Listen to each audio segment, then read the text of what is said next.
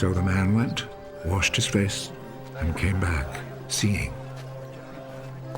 His neighbors then, and the people who had seen him begging before this, asked, "Isn't this the man who used to sit and beg?" He's the one. No, he isn't. He just looks like him. I am the man. How is it that you can now see? The man called Jesus made some mud, rubbed it on my eyes, and told me to go to Siloam and wash my face. So I went, and as soon as I washed, I could see. Where is he? I don't know. We can still visit the great building built by King Herod over the tomb of the father of faith and the father of the Jews, Abraham, and his sons Isaac and Jacob.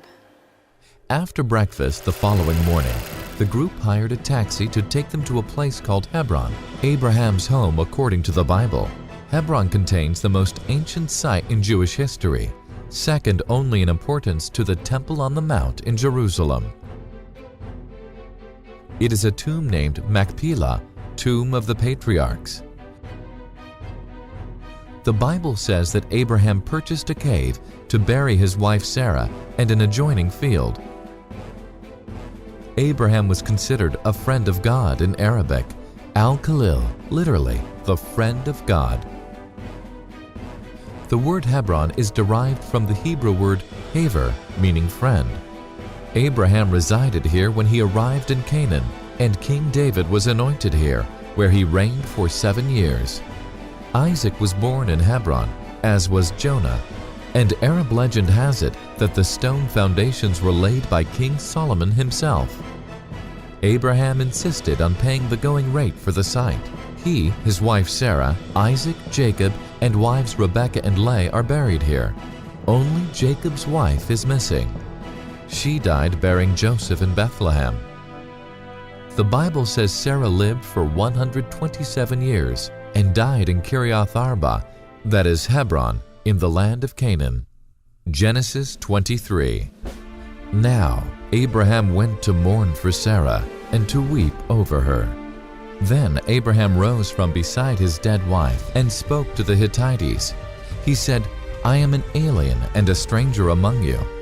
Sell me some property for a burial site here so that I can bury my dead." The Hittites replied to Abraham, "You are a mighty prince among us. Bury your dead in the choicest of our tombs. None of us will refuse you." Abraham said, "Sell me the cave of Machpelah, which belongs to him and is at the end of his field.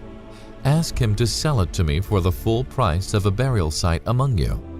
The Bible says that Abraham was offered the site free of charge, but he insisted on paying the full price of 400 shekels in silver. When the time came, he buried his wife Sarah in the cave. Simon found it amazing that shekels were still the currency of Israel today.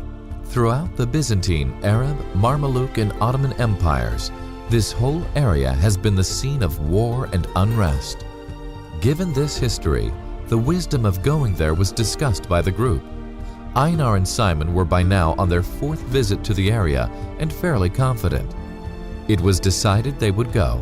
A building built by Herod 2,000 years ago now covers the cave. The walls are 50 to 60 feet high and said to resemble the Temple Mount in Jerusalem.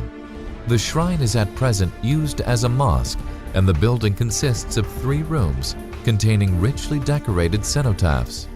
These are covered in green tapestries, worked with inscriptions and verses. It is believed that they stand exactly above the tombs. Many violent incidents have occurred in this place. In May 1980, 6 Jewish students were killed and 20 wounded by Palestinians. In February 1994, 29 Muslim worshippers were killed and a further 129 wounded when a Jewish gunman opened fire in the building. The bullet marks can be seen today. Suffice to say, the general mood of the group was one of caution. Here then lie Abraham, Isaac, Sarah, and Jacob.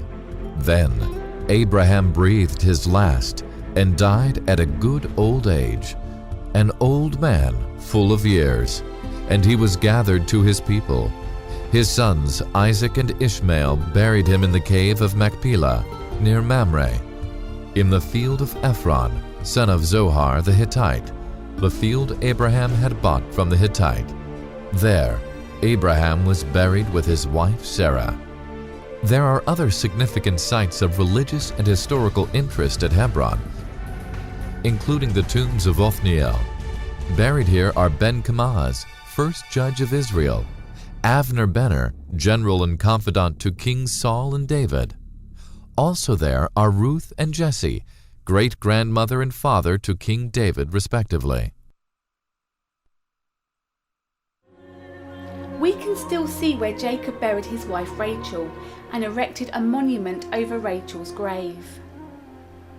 We can still touch the most famous wall in the world, the Wailing Wall, which was expanded by King Herod, who hated Jesus so much that he ordered all the baby boys up to 2 years old to be killed, hoping in his heart to kill Jesus. We can see this most evil king's coins, his temple quarry, and Herod's thick wall built around the place where Abraham drank from. Still in the area of the great oaks of Mamre, where Abraham had his tents and flocks, the well still remains. Herod the Great built a wall around the entire area with the well in the corner, and in 325 AD, Christians built a church on the site. The group is standing in the ruins of the church, with Herod's 2-meter thick wall and Abraham's well still in evidence. It may have been used as a place of worship and was reconsecrated by Constantine. All present felt somewhat moved, being so close to a civilization from 3,900 years ago. The name Mamre is taken from a Canaanite chieftain who, together with Abraham, pursued Kedorlaomer to save Lot. The story is told in Genesis 14, verse 13.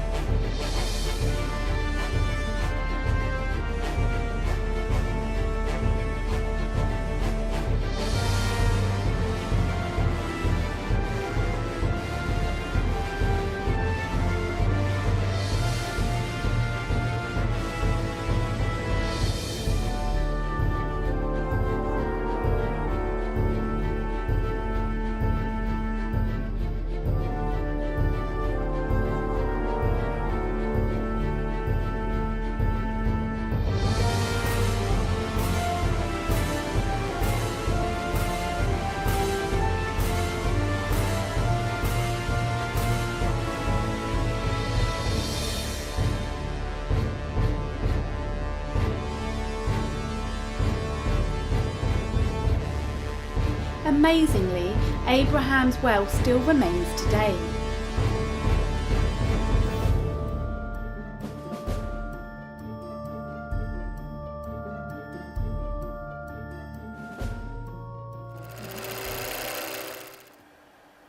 When you are in the Holy Land, travelling to the largest artificial harbour in the Mediterranean area is an absolute must.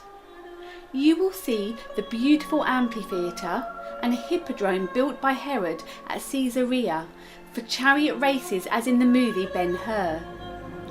Then see where one of the greatest builders of all human history ended up at King Herod's tomb. Israeli archaeologist Ehud Netzer announced on Wednesday that he had unearthed two 2,000-year-old sarcophagi containing the remains of the wife and daughter-in-law of biblical King Herod. Herod, who ruled Judea from 37 BC until 4 BC, holds a special place in history as the builder of the Jewish Second Temple. At a recent press conference, the archaeologist revealed his findings discovered at an excavation near Jerusalem.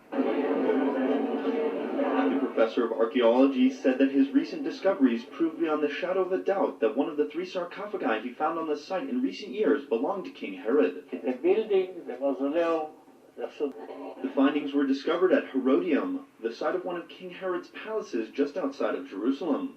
While the site is technically located in the West Bank, the discovery once again proves the indisputable historical Jewish connection to the entire land of Israel. You can visit one of the most popular tourist destinations in the Holy Land by driving through what many believe is one of the ruined cities of Sodom and Gomorrah, and then hike up this most famous mountain and walk on the foundations of Herod's fortress at Masada.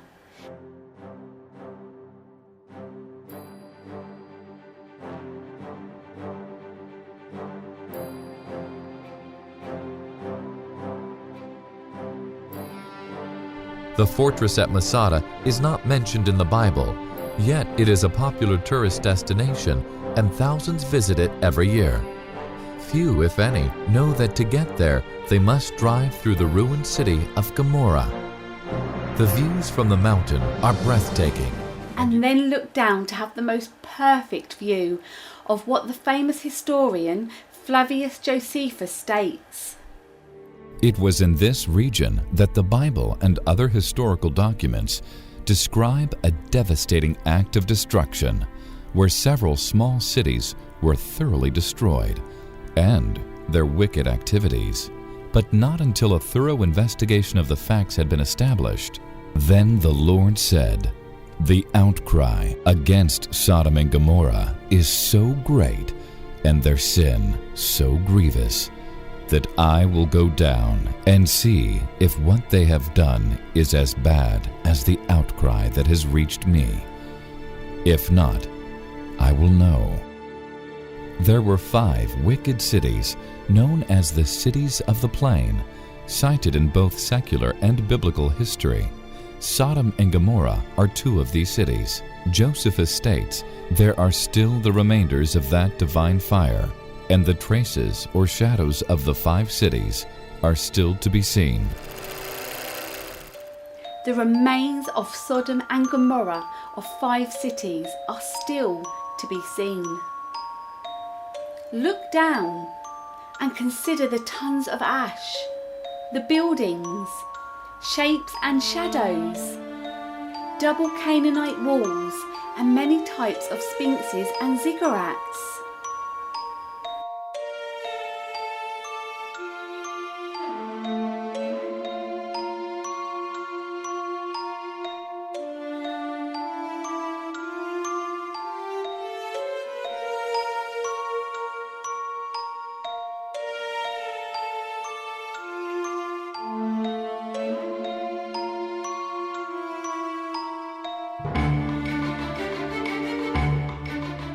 Man has always demonstrated his religion on high places.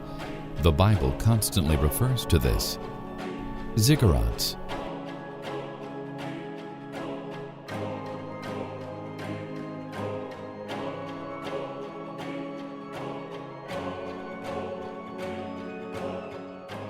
Sphinxes.